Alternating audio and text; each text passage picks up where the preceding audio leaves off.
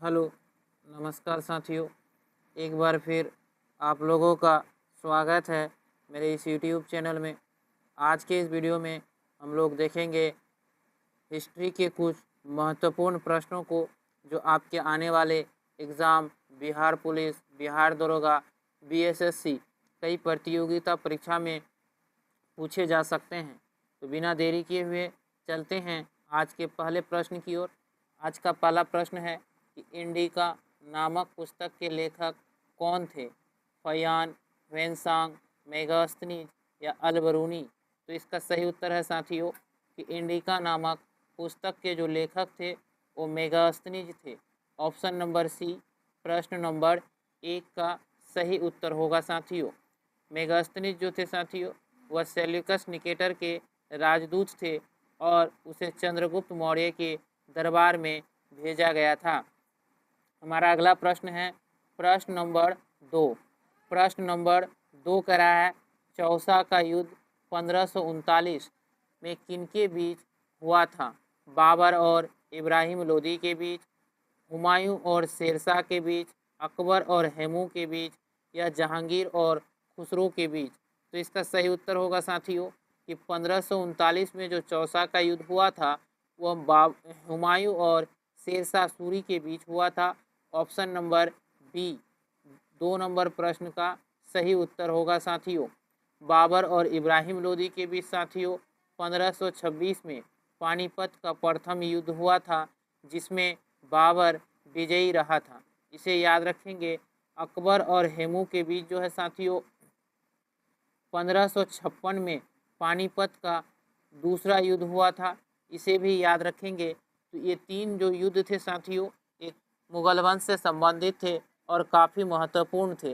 यानी 1539 में हुमायूं और शेरशाह के बीच चौसा का युद्ध, 1526 में बाबर और इब्राहिम लोदी के बीच पानीपत का प्रथम युद्ध और 1556 में अकबर और हैमू के बीच पानीपत का दूसरा युद्ध हुआ था। चलते हैं 3 नंबर प्रश्न की ओर। 3 नंबर प्रश्न कह रहा है कि विजयनगर साम्राज्य की स्थापना किसने की? कृष्णदेव राय ने, हरिहर और बुक्का ने, देवराय ने या संगम ने? तो इसका सही उत्तर होगा साथियों कि विजयनगर साम्राज्य की स्थापना 1336 ईस्वी में, याद रखेंगे इस डेट को, 1336 ईस्वी में हरिहर और बुक्का ने इसकी स्थापना की थी विजयनगर साम्राज्य की। विजयनगर साम्राज्य का जो राजधानी था साथियों वह हम्पी था। इसे भी याद रखेंगे। और हम्पी जो है वह तुंगभद्रा नदी के तट पर स्थित था। वर्तमान समय में यह कर्नाटक में है साथियों। तो याद रखेंगे कि विजयनगर साम्राज्य की स्थापना 1336 ईस्वी में हरिहर और बुक्का ने किया था। इनकी राजधानी हम्पी था और विजयनगर साम्राज्य के सबसे प्रसिद्ध शासक जो थे साथियों वह कृष्णदेव राय थे। प्रश्न नंबर 4 कह रहा है, यहाँ आपसे पूछ रहा प्रश्न नंबर 4 कि दिल्ली सल्तनत की पहली महिला शासिका कौन थी? यानी आपसे पूछ रहा है कि दिल्ली सल्तनत की पहली महिला शासिका कौन थी? नूरजहां, चांद बीबी, रजिया सुल्तान या जहां आरा? तो इसका सही उत्तर है साथियों कि दिल्ली सल्तनत की पहली महिला शासिका जो थी वह इल्तुतमिश की जो पुत्री थी रजिया सुल्तान वही थी। ऑप्शन नंबर सी प्रश्न नंबर 4 का सही उत्तर है कि रजिया सुल्तान दिल्ली सल्तनत की पहली महिला शासिका थी। रजिया सुल्तान जो है साथियों 1236 से लेके 1240 तक दिल्ली पर शासन किया था। इसे भी याद रखेंगे कि 1236 से लेकर 1240 तक। प्रश्न नंबर 5 कह रहा है, यहाँ आपसे पूछ रहा है कि 1857 के विद्रोह के समय भारत का गवर्नर जनरल कौन था? Lord Dalhousie, Lord Canning, Lord Ripon या लॉर्ड एल्गिन? तो इसका सही उत्तर है साथियों कि 1857 के विद्रोह के समय भारत का गवर्नर जनरल लॉर्ड कैनिंग थे। ऑप्शन नंबर बी प्रश्न नंबर 5 का सही उत्तर है कि 1857 के विद्रोह के समय भारत का गवर्नर जनरल लॉर्ड कैनिंग थे। हमारा अगला प्रश्न है प्रश्न नंबर 6।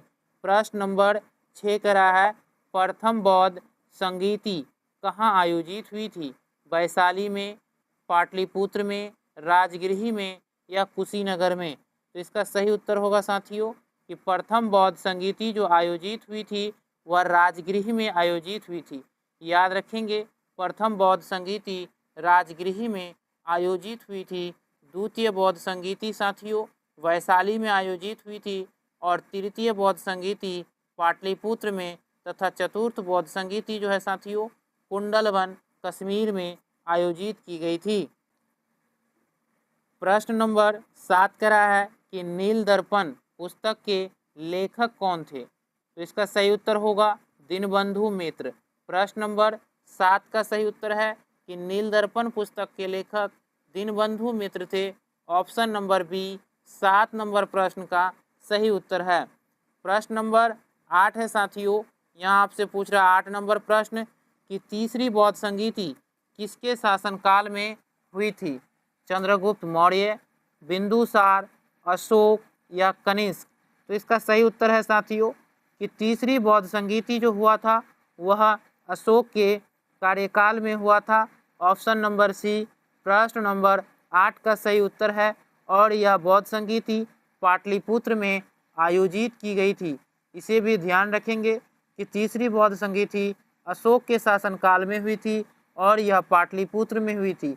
अशोक मौर्य वंश के सबसे प्रसिद्ध शासक थे साथियों, इसे भी याद रखेंगे। अगला प्रश्न है प्रश्न नंबर 9। प्रश्न नंबर 9 करा फतेहपुर सीकरी नगर की स्थापना किसने की थी? तो इसका सही उत्तर होगा अकबर। साथियों अकबर ने 1571 में फतेहपुर सीकरी शहर का निर्माण शुरू करवाया और यहीं पे साथियों फतेहपुर सीकरी में बुलंद दरवाज़ा भी है।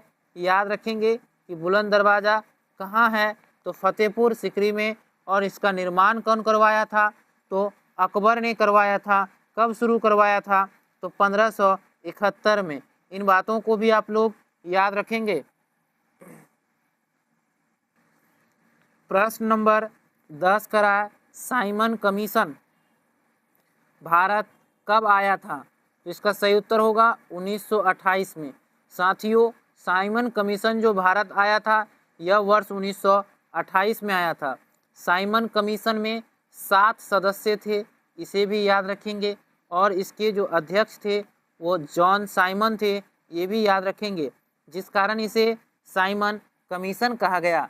और इसमें जो जितने भी सदस्य थे वो अंग्रेज थे, जिसके कारण साइमन कमीशन को श्वेत कमीशन के नाम से भी जाना गया।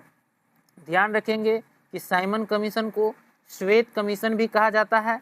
इसके 7 सदस्य थे, इसके अध्यक्ष जो थे वो जॉन साइमन थे और यह भारत 1928 में आया था। और साइमन कमीशन का साथियों काफ़ी विरोध भी हुआ था। हमारा अगला प्रश्न है प्रश्न नंबर 11। प्रश्न नंबर 11 कह रहा है कि क्रिप्स मिशन भारत कब आया? तो इसका सही उत्तर होगा साथियों कि क्रिप्स मिशन जो है 1942 में भारत आया था। वर्ष 1942 में क्रिप्स मिशन जो था वह भारत आया था। याद रखेंगे कि 1942 में क्रिप्स मिशन भारत आया था। चलते हैं प्रश्न नंबर 12 की ओर। प्रश्न नंबर 12 कह रहा है हर्षवर्धन की राजधानी कहाँ थी? तो साथियों हर्षवर्धन जो थे वो पुष्यभूति वंश का शासक था। याद रखेंगे कि हर्षवर्धन जो थे वो पुष्यभूति वंश का शासक थे। पुष्यभूति वंश का शासक थे हर्षवर्धन। और यह 606 से लेकर 647 तक शासन किया था। और हर्षवर्धन की जो राजधानी थी वो कन्नौज थी। याद रखेंगे हर्षवर्धन की राजधानी कन्नौज थी। और चीनी यात्री हुएनसांग जो थे साथियों वह हर्षवर्धन के ही दरबार में आए थे। यहाँ से कभी कभी प्रश्न पूछा जाता है कि चीनी यात्री हुएनसांग किसके दरबार में आए थे? तो हर्षवर्धन के दरबार में आए थे। यदि आपसे पूछे कि हर्षवर्धन किस वंश के शासक थे? तो पुष्यभूति वंश के शासक थे। यदि पूछे इनकी राजधानी कहाँ थी? तो कन्नौज थी। हमारा अगला प्रश्न है प्रश्न नंबर 13। प्रश्न नंबर 13 कह रहा है बंगाल विभाजन को किस वायसराय ने लागू किया था? तो साथियों, बंगाल विभाजन 1905 में हुआ था और इसे लॉर्ड कर्जन के द्वारा लागू किया गया था। याद रखेंगे, लॉर्ड कर्जन के द्वारा बंगाल विभाजन को 1905 में लागू किया गया था। लॉर्ड कर्जन के समय में ही साथियों वर्ष 1904 में विश्वविद्यालय अधिनियम भी लागू हुआ था। प्रश्न नंबर 14 यहाँ आपसे पूछ रहा है। प्रश्न नंबर 14 का रहा है, होम रूल लीग की स्थापना भारत में किस वर्ष हुई? 1905 में, 1911 में, 1916 में या 1920 में? तो इसका सही उत्तर है साथियों कि होम रूल लीग की स्थापना भारत में वर्ष 1916 में हुई थी। 1916 में भारत में होम रूल लीग की स्थापना हुई थी। चलते हैं प्रश्न नंबर 15 की ओर। प्रश्न नंबर 15 कह रहा है कि 1907 में कांग्रेस का विभाजन किस अधिवेशन में हुआ था? लखनऊ अधिवेशन, सूरत अधिवेशन, कलकत्ता अधिवेशन या मद्रास अधिवेशन? तो इसका सही उत्तर है कि 1907 में कांग्रेस का विभाजन सूरत अधिवेशन में हुआ था। वर्ष 1907 सूरत अधिवेशन में कांग्रेस का विभाजन हुआ था। याद रखेंगे साथियों। चलते हैं प्रश्न नंबर 16 की ओर। प्रश्न नंबर 16 कह रहा है यहाँ कि विक्रमशिला विश्वविद्यालय की स्थापना किसने की थी? गोपाल, धर्मपाल, देवपाल या महिपाल? तो साथियों, विक्रमशिला विश्वविद्यालय की स्थापना जो किया था वो धर्मपाल ने किया था। ऑप्शन नंबर बी प्रश्न नंबर 16 का सही उत्तर है कि विक्रमशिला विश्वविद्यालय की स्थापना धर्मपाल के द्वारा किया गया था। अगला प्रश्न है प्रश्न नंबर 17। प्रश्न नंबर 17 आपसे पूछ रहा है कि किस शासक ने राजधानी को दिल्ली से दौलताबाद स्थानांतरित किया था? बलबन ने, मोहम्मद बिन तुगलक ने, फिरोज तुगलक ने या सिकंदर लोदी ने? तो इसका सही उत्तर होगा साथियों कि दिल्ली से दौलताबाद जो है अपनी राजधानी को स्थानांतरित करने वाले जो शासक थे वो मोहम्मद बिन तुगलक थे साथियों। 17 नंबर प्रश्न का सही उत्तर ऑप्शन नंबर बी होगा। मोहम्मद बिन तुगलक ने अपनी राजधानी को दिल्ली से दौलताबाद स्थानांतरित किया था। प्रश्न नंबर 18 कह रहा है कि सती प्रथा का उन्मूलन किस गवर्नर जनरल ने किया?